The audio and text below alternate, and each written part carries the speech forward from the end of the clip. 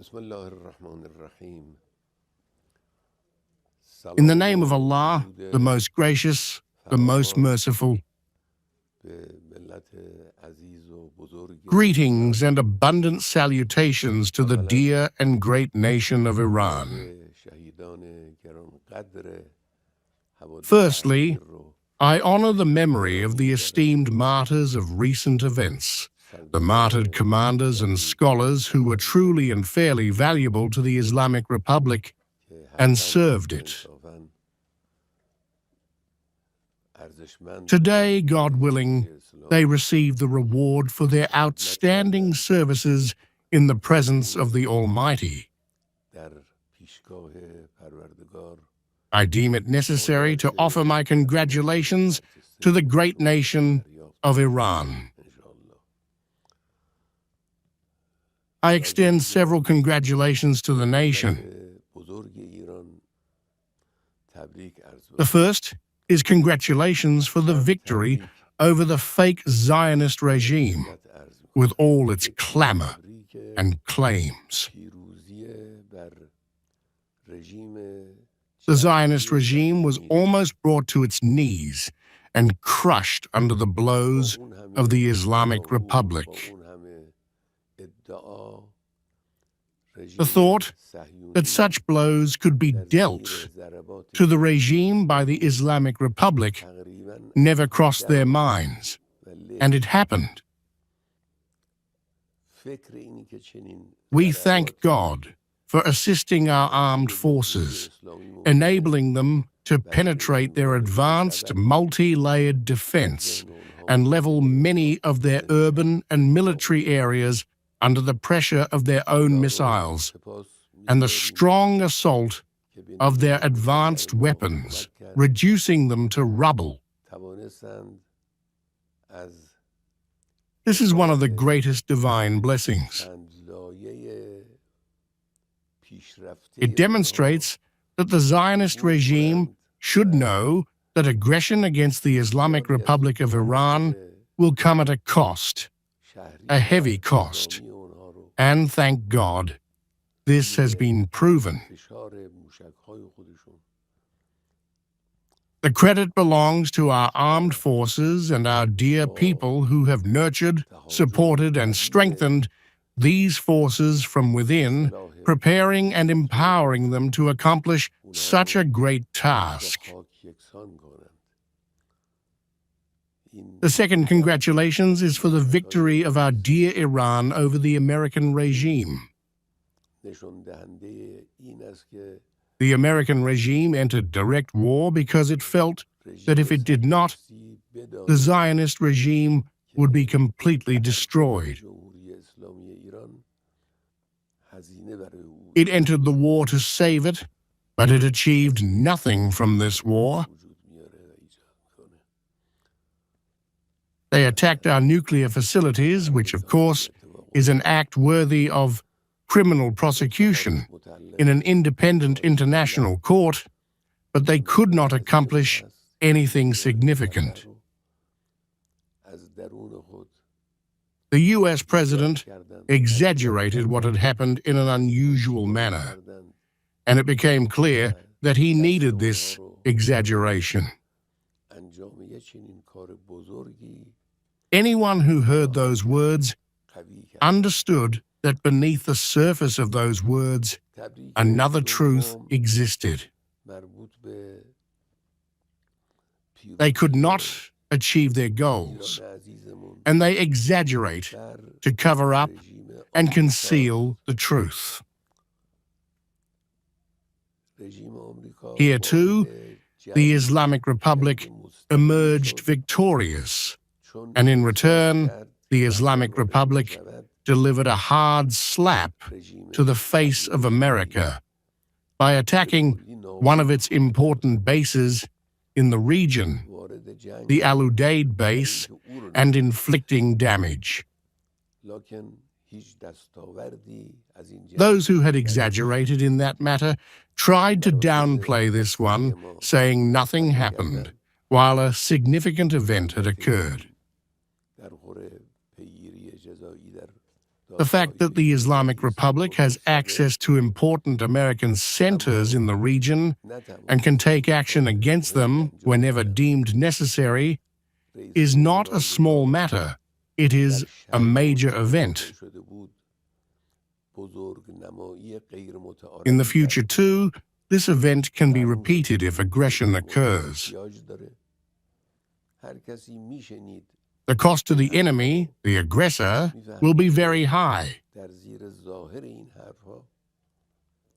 The third congratulations is for the extraordinary unity and solidarity of the Iranian nation. Thank God, a nation of about 90 million people stands united shoulder to shoulder, without any difference in their demands and goals, chanting slogans, speaking out, and supporting the actions of the armed forces. This will continue to be the case. The Iranian nation has shown its greatness, its distinguished and outstanding character, and demonstrated that when necessary, a single voice will be heard from this nation. Thank God this has happened.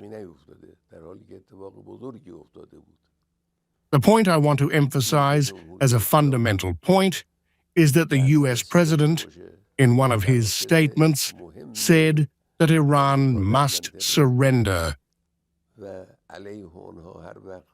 Surrender! The issue is no longer about enrichment or the nuclear matter. It is about Iran's surrender. Of course, this statement is far too big for the mouth of the US President. Iran, with its grandeur, its history, its culture, and its resolute national will, surrender is a laughable notion for such a country mocked by those who know the Iranian nation. However, his statement revealed a truth. Since the beginning of the Islamic Revolution, the Americans have been engaged in a struggle against Islamic Iran, clashing with it. Each time, they come up with an excuse. One time it's human rights. Another time, it's defending democracy. Another time, it's women's rights. Another time, it's the environment. Another time, it's the nuclear issue or some other pretext.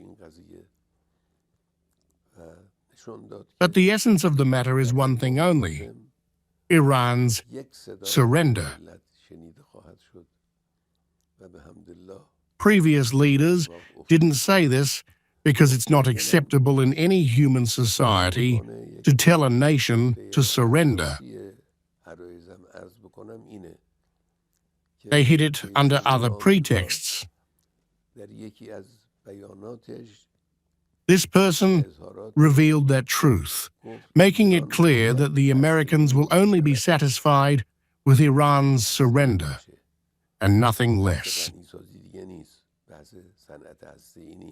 This is an important point for the Iranian nation to understand.